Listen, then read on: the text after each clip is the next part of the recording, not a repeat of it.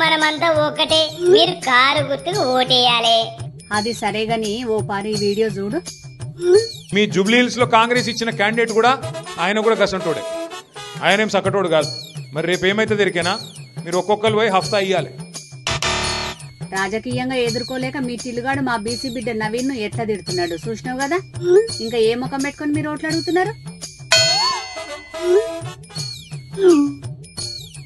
మా చిన్నసారు మస్తుగా మాట్లాడింది కదా, విన్నారు కదా మీరు. ఎవరైనా ఇల్లీగల్ లేఅవుట్లు వేసినా, ఇల్లీగల్ బిల్డింగులు కట్టినా, నిబంధనలు సరిగా అమలు చేయకపోయినా ఆ మున్సిపల్ సిబ్బంది మీద చర్యలు తీసుకోవడంతో పాటుగా నోటీస్ ఇవ్వకుండా కూల్చేసే అధికారం కూడా ప్రభుత్వానికి ఉంది. గదేంది పూసి గట్లంటావు? అధికారంలో ఉన్నప్పుడేమో గట్ల మాట్లాడి, ఇప్పుడేమో హైడ్రా మీద విషం జిమ్ముతుంది. ఈయనకేమైనా తలకాయ ఉన్నదా లేదా?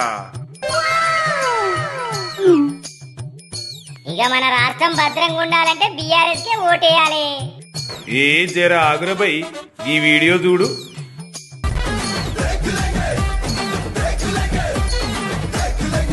గంత పెద్ద యాక్సిడెంట్ జరిగి 19 మంది చనిపోతే డీజేలు పెట్టి డాన్స్ చేస్తుండు గీ టిల్లుగాడు.